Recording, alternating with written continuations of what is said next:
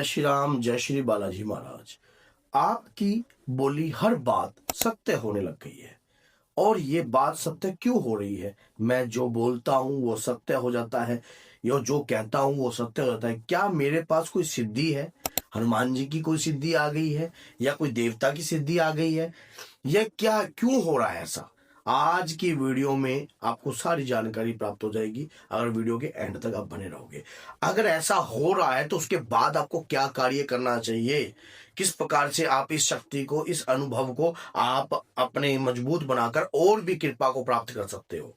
तो ये जो वीडियो आज बन रही है ना, आपके लाभकारी के लिए, आपके इस वीडियो से आपको लाभ 100% होगा। देखिए क्या होता है कि जब कभी भी हमारे शरीर के साथ ऐसा होने लग जाए, हम जो बोलते हैं वो सत्य हो रहा है, ये एक अनुभव है। किस चीज का? ये एक मार्गदर्शन होता है, शक्तियों के आने का इंडिकेटर होता है। क्यों क्यों होता है ये? क्योंकि आपका या शक्तियों के साथ कोई पिछले जन्म का रिश्ता है। अगर आप कोई पूजा पाठ नित्य नियम से कर रहे हो तो, और नित्य नियम से करने के बाद जो पिछले जन्म में आपने जो पूजा याचना तपस्या अपने देवता के प्रति नियमित रूप से करी है, उसका फल आपको अगले जन्मों में भी प्राप्त होता है। तभी कोई बातें आपकी सत्य होती है। सेकेंडली क्या होता है कि शरीर पर अगर आपके परिवार में कोई देव शक्ति वास कर रही है और आप निरंतर पूजा कर रहे हो, रोज पूजा कर रहे हो, प्रतिदिन पूजा कर रहे हो, वो शक्ति का आगमन भी आपके शरीर पर होने लग गया है। जब उस शक्ति का आगमन आपके शरीर पर होने लग गया है तो आपके शरीर में ऊर्जा का वास उत्पन्न होने लग गया है।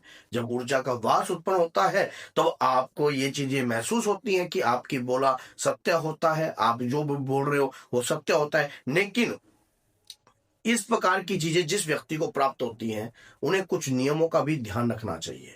और कुछ ऐसा भी आपके साथ होता है कि जैसे कि मान लीजिए आप लगातार अपने इष्ट, अपने आराध्य का मंत्र जाप करते हो, रोज प्रतिदिन की आपने कम से कम 11 माला प्रतिदिन कर रहे हो आप, और ये करते करते काफी समय जो है आपका बीत गया है, और बीतने के बाद अब आपकी ज्ञान इंद्रियां प्रभावित होने लग गई हैं।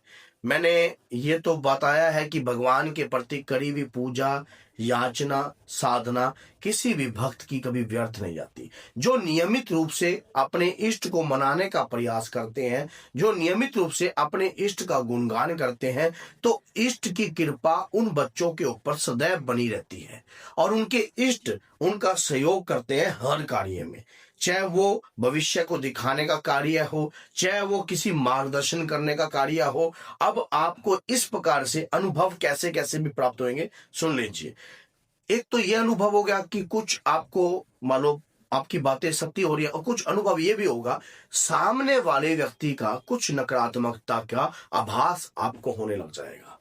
आप किसी के घर में जाते हो, किसी के घर में जा रहे हो, आ रहे हो, आपके रोंगटे खड़े होंगे, आपको इंडिकेटर्स प्राप्त होंगे आपकी बॉडी पर। ये जो इंडिकेटर्स आपको प्राप्त हो रहे हैं, ये भक्ति पूजा पाठ जो आपने की है उसके भी है। और अगर कोई पिछले जन्म की सिद्धि आपने कोई हासिल करी है तो वो अगले जन्म में भी आपको प्राप्त होती है, वो कभी विलुप्त नहीं होती है। अगर आपका मनुष्य रूप में जन्म हुआ है तो वो शक्ति सिद्धि आपके साथ चलती है, क्योंकि भगवान की कृपा से इंसान जो है जन्म बदलता रहता है, तो उस दौरान जो है और वो उसके साथ ही वो चीजें चलती हैं। क्योंकि अगर हम इस कलयुग में रोजाना प्रतिदिन ये लगा लीजिए 1 साल 2 साल 3 4 साल 5 साल लगातार प्रभु की भक्ति कर रहे हैं, तो हम एक आम आदमी नहीं है। क्योंकि जब उसकी इच्छा के बगैर एक पत्ता जो है वो हिल नहीं सकता, तो हम कलयुग के अंदर उसकी पूजा याचना साधना कैसे कर सकते हैं? वो क्योंकि उसकी पूजा साधना याचना तभी करी जा सकती है जब उनकी कृपा हमारे साथ है। और ये सच्चाई है, पिछले जन्म में भी आप या तो उनकी साधना कर रहे थे, या उनकी पूजा कर रहे थे और धर्म का प्रचार कर रहे थे, या इस जन्म में भी आप वही कार्य कर रहे हो।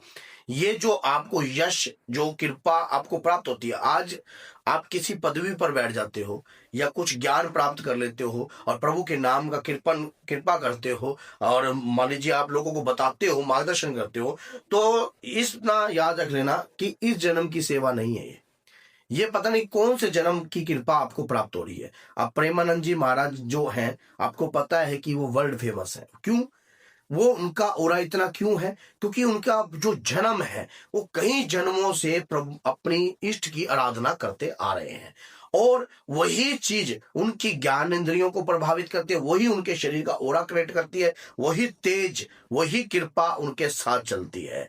जिस व्यक्ति की दोनों किडनी ही फेल हो गई, कोई तो कृपा है उनके साथ जो उनको चला रही है। ऐसा ही कृपा आपके साथ भी होती है।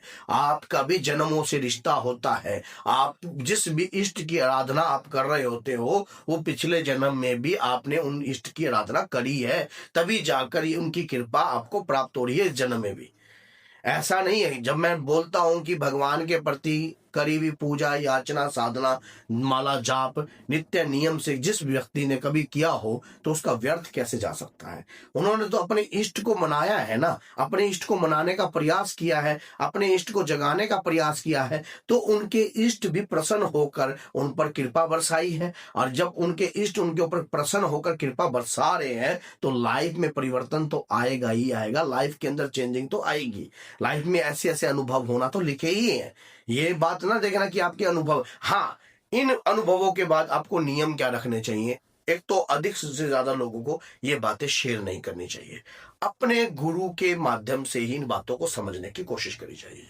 जो शक्ति या जो अनुभव आपसे साथ कनेक्ट हो रहा है उससे आप कोशिश कीजिए अपनी ज्ञान इंद्रियों के द्वारा कि उनसे संपर्क बनाया जा सके। ये जो सारी जानकारी संपर्क बनाने की ये गुरु के सानिध्य से आती है, या हमारी वीडियो में हमने बहुत सारी ऐसी सीक्रेट जानकारियां दे रखी हैं, उनसे भी आप एक ही वीडियो को समझकर भी अपने आप को मजबूत बना सकते हो। और उनसे संपर्क बनने के बाद आपकी कनेक्टिविटी बनती है। फिर आपको पता लगता है कि हाँ, आपके इष्ट की आवाज आपके खुद ज्ञान इंद्रियों में आपको महसूस होगी और वो जो बोल रहे हैं वही चीज आप बोलोगे। क्यों? वो जो कह रहे हैं, क्योंकि उनकी बातों को समझना ये एक किस्म का परमात्मा की कृपा के अनुसार ही होता है। आपके अगर आप कलयुग में इतने समय से पूजा कर रहे हो और इतने समय से उनके नाम का ध्यान कर रहे हो तो आप एक सरल व्यक्ति नहीं हो। आप एक सरल व्यक्ति नहीं हो। अपने आप को एक सरल व्यक्ति मत समझना। आपके शरीर पर ऊर्जा का वास है, कोई शक्ति है जो आपके शरीर पर आ रही है और वही शक्ति के माध्यम से ये कृपा जो है बरस रही है। अगर ये वीडियो आपको अच्छी लगती है और लाभकारी लगती है कि मैंने ये वीडियो जो बनाई है उससे जन जन का लाभ उत्पन्न हो सकता है, तो वीडियो को 10 लोगों तक शेयर करना आपका फर्ज भी और कर्तव्य भी है। क्योंकि इससे सामने वाला व्यक्ति अगर उस वीडियो को देखता है तो उसकी आस्था बढ़ती है, भगवान के प्रति पूजा करने का उसका और भी ज्यादा मन करता है। और जब उसका मन करेगा तो इष्ट प्रसन्न होकर उन्हें दोनों हाथों से आशीर्वाद प्रदान करेंगे और आशीर्वाद आपको भी प्रदान होगा। क्योंकि कई बार क्या पता किस रूप में भगवान का संदेश हमारे पास आ जाए, क्या पता किस रूप में वो हमसे क्या बात कहना चाहते हैं। हमें उनके रूपों के बारे में तो नहीं पता ना, लेकिन इतना तो जरूर पता है कि संसार को चलाने वाली वो शक्ति जरूर है। तो वीडियो अच्छी लगी है तो लाइक कीजिए, शेयर कीजिए। जय श्री राम, जय माता दी।